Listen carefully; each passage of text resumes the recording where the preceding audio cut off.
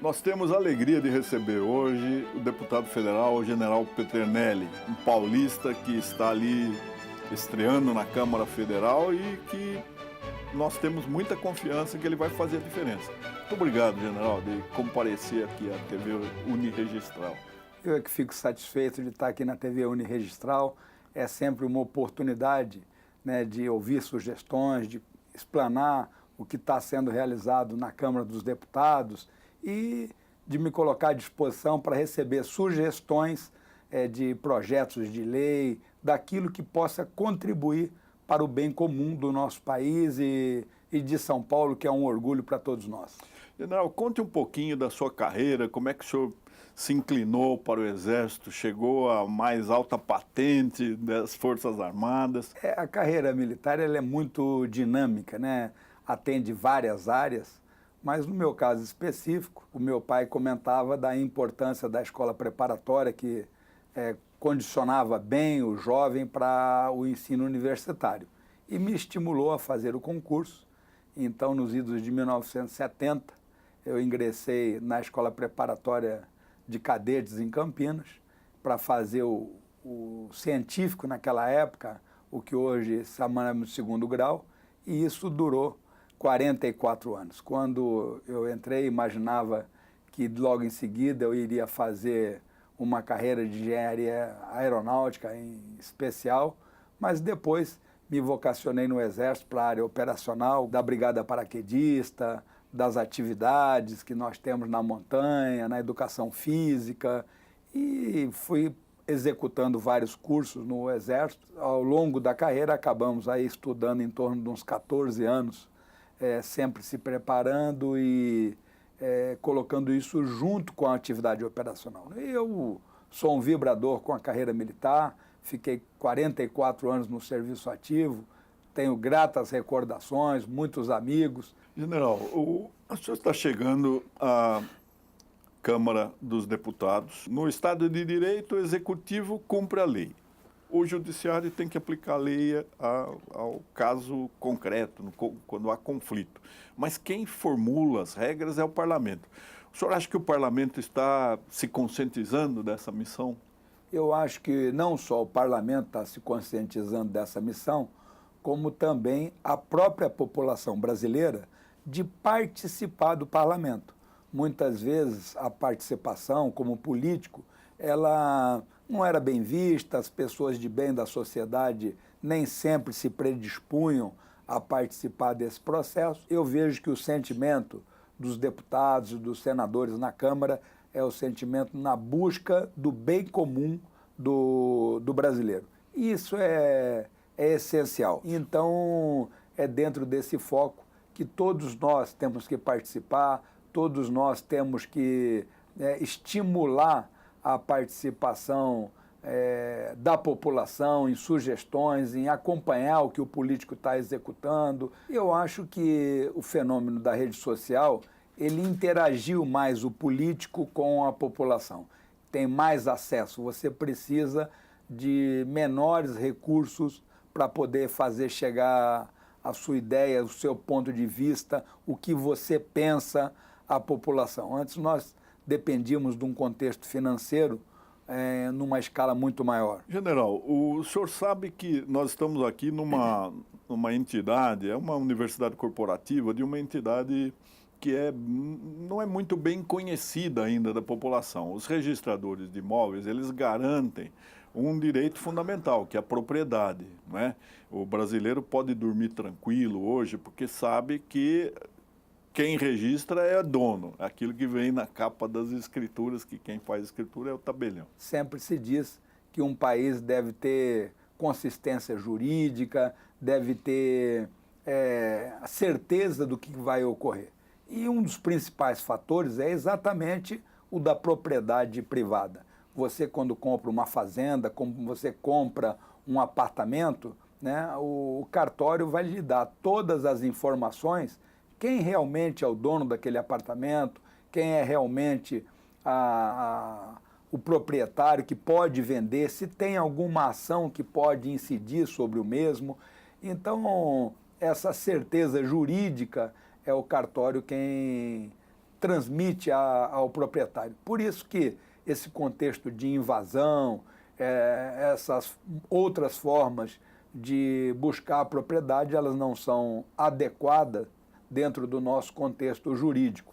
Vejo que o registro da propriedade ela é fundamental para o cidadão e a garantia de que aquilo que ele comprou vai lhe dar tranquilidade e vai seguir todos os trâmites legais. Então, fundamental. Eu vejo que a preocupação do governo, que é uma preocupação de Estado, da regularização fundiária, é fundamental. Tanto que foi criado uma secretaria especial de regularização fundiária, que tem por finalidade exatamente adequar todas essas necessidades. Muitas vezes, quando se fala em regularização fundiária, sempre se pensa no campo, se pensa na fazenda, mas no contexto urbano é que nós temos grandes situações de regularização fundiária, daquela população que, iludida, acabou comprando um lote que não era adequado, mas ou por outros fatores, por falta de opção, acabou também estando numa situação irregular. A busca da regularização fundiária é fundamental. É o que transmite uma tranquilidade para aquela família, é que a pessoa, quando passa a ter o seu bem registrado num cartório de registro de imóveis, que vai ter todo o histórico de evolução daquela propriedade. É uma tranquilidade. Então, fundamental. É emocionante, né? É emocionante e fundamental, né? Todos sabem a satisfação que se tem ao adquirir uma casa própria, ter um imóvel. Isso tudo contribui para que se tenha uma estabilidade, se tenha uma tranquilidade, possa ter um desenvolvimento familiar, né, que é fundamental você ter, né, a casa é um contexto que agrega a família, que é como diz, o contexto mais importante que nós temos na sociedade. Deputado General Peternelli, eu sei que Vossa Excelência gosta muito da educação. Toda a estrutura, né, de uma sociedade passa pela educação.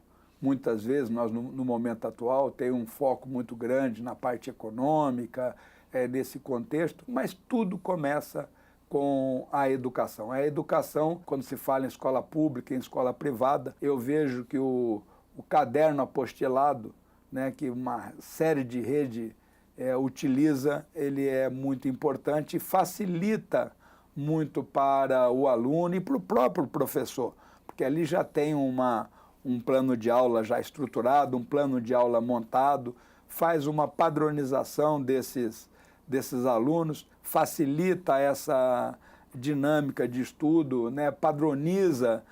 Nós temos como foco hoje, né, no final, uma prova para o Enem, que hoje é o acesso a um volume expressivo de universidades. Então, se você tem condições de estudar no material adequado, eu vejo isso muito importante. Eu sou um fã desse caderno apostilado que facilita. Quando você vai numa escolinha, a professora tem que preparar um plano de aula e muitas vezes ela está num local tão remoto, ela quer imprimir uma coisa na escola, a impressora não funciona, não tem a folha, o caderno apostilado está lá. No meu caso, que durante a carreira militar me mudei de casa 34 vezes, né? Algumas vezes na mesma cidade, mas precisava mudar de local e de casa, os filhos mudaram muito de escola, um padrão desse daí iria facilitar e também orientar. E esse tipo do caderno apostilado, hoje se fala, né, nesse estudo domiciliar, que já tem aí o decreto. Perguntar para Vossa Excelência. O decreto, o caderno apostilado facilita, sim, mas não é só uma opção daquele pai, daquela mãe, fala, não, eu vou educar o filho em casa. Não é só isso. Muitas vezes a pessoa está morando num local, no campo, né, ou mora numa cidade em que a demanda da cidade não contempla um segundo grau, né? Então, ele poderia estudar no domicílio e executar as provas, né, da mesma maneira. Essas provas nós temos que ter, nessa parte de educação, todos têm que conhecer qual é o plano de metas da educação brasileira, quando que ele começou, que está em vigor agora, começou em 14, vai até 2024, são 20 metas que foram estabelecidas, e tendo material didático de qualidade, né, isso facilita a interação do aluno. Se o professor teve que ser, faltou, o outro veio substituir, a continuidade do processo fica muito mais fácil. O nosso foco tem que ser educação, né? E não é só na educação de formar o doutor, não é isso. Nós temos necessidade, né, como nós falamos de técnicos, quer seja lá na agricultura, nós temos necessidade de técnicos, quer seja na indústria, nós temos necessidade de técnicos, quer seja no serviço, né? O próprio serviço, nós temos aí o restaurante, o chefe, o cozinheiro, o garçom, nós temos o cuidador, nós temos o enfermeiro, nós temos, né, o médico. Então, é toda uma estrutura que tem que estar preparada para que a sociedade tenha uma condição de vida melhor e que a interação entre essa população seja cada vez mais efetiva e mais saudável. Deputado, o assunto do momento é a questão da reforma previdenciária. E o que o senhor teria a dizer? O que o senhor está sentindo ali dentro da Câmara dos Deputados? Uma coisa importante que eu vejo sobre a Previdência é que nós temos hoje uma consciência de que a reforma é necessária. O Brasil hoje, do recurso financeiro que o Brasil tem, metade desse recurso é para pagar os juros da dívida interna, que não é o vínculo com o banco, é o dinheiro que cada um de nós faz uma aplicação. Então, a outra metade que sobra, ela tem mais de 50% ultrapassando, é para pagar a Previdência. Então, sobra ali uma parte muito pequena do dinheiro, 11% vai para pagar a máquina pública e sobra 14%. De todo o dinheiro que nós temos, o governo tem para aplicar, são 14%. Muitas vezes se fala no orçamento impositivo, mas nós não podemos esquecer que nós temos uma LOA que ela prevê a aplicação do recurso financeiro. Quem aprova isso é o Legislativo. O Executivo só vai executar. Então, se nós conseguimos diminuir os juros da dívida através de privatizações, se nós conseguimos diminuir esse impacto previdenciário, né, nós vamos ter recursos para as outras áreas. No que se refere ao benefício de prestação continuada, ele foi proposto lá 400, nós podemos propor os legisladores que passe para meio salário, até para compreensão melhor dessa estrutura do BPC proposto. Hoje, toda pessoa de 65 anos para cima, né, que seja considerado miserável. O que é um miserável no Brasil? É aquele que tem bens até 98 mil, né, e que a renda familiar não ultrapasse 1/4 do salário mínimo. E a partir de 65 anos ele recebe um salário. O que a reforma atual prevê? Eu diria que poderia até colocar, caso ele deseja, pode ser antecipado 50% de 60 a 65. É um benefício, né? Eu só vejo vantagem. Quanto ao homem do campo, né, hoje a legislação atual prevê que a contribuição dele deve ser de no mínimo 15 anos. A reforma da Previdência propõe que essa contribuição seja de no mínimo 20 anos. Essa proposta atual, ela é uma proposta de longo prazo, tanto que os próximos presidentes não vão precisar pensar em reforma da Previdência, né?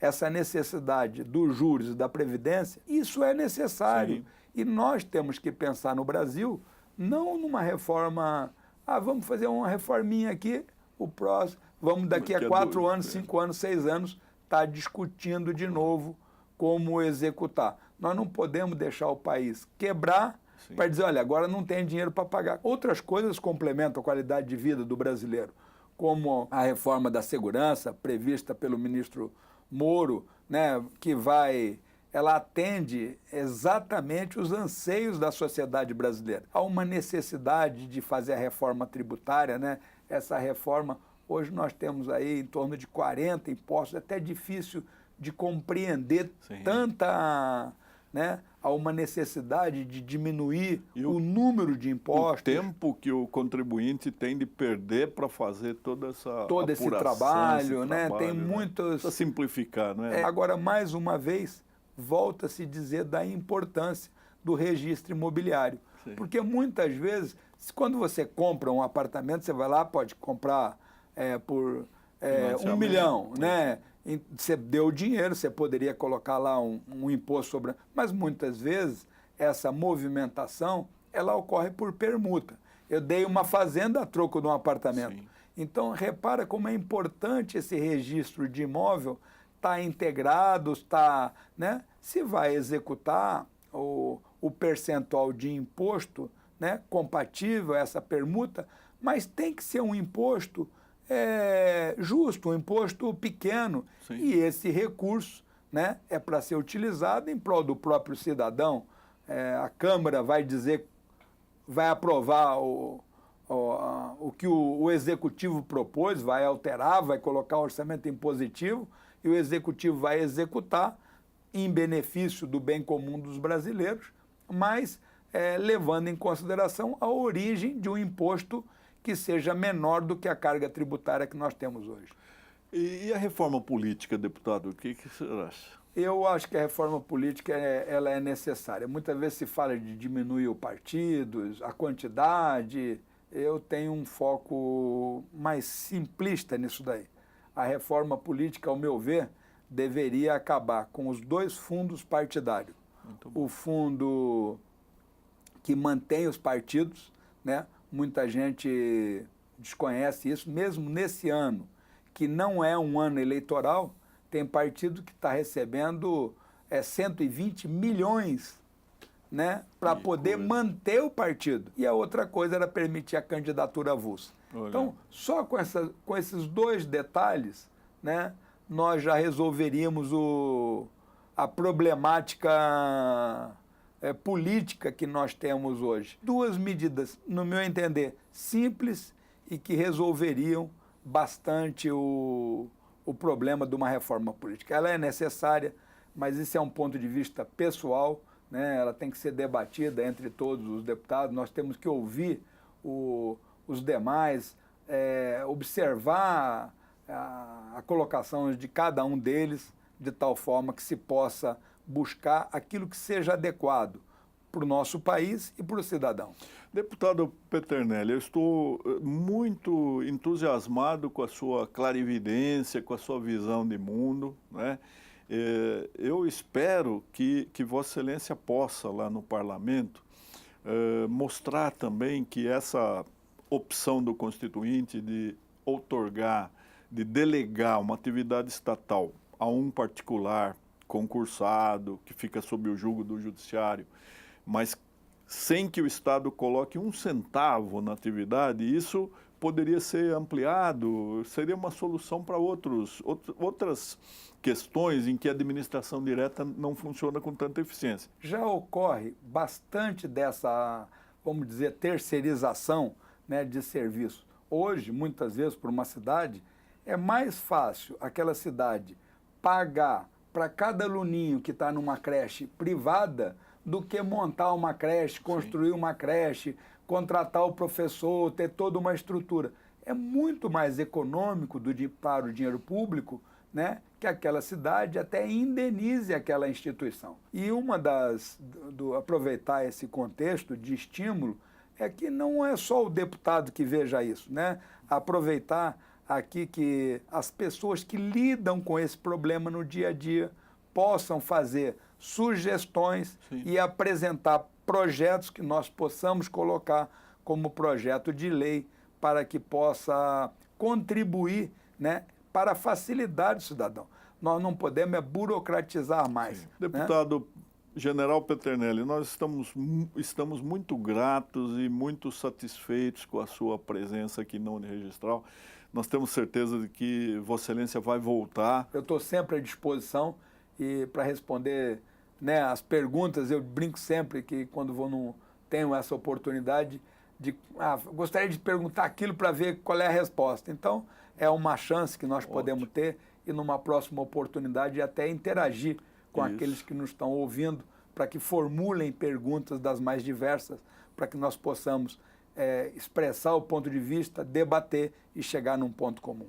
Muito bem, vai pensando nas questões na próxima visita do deputado federal General Peternelli.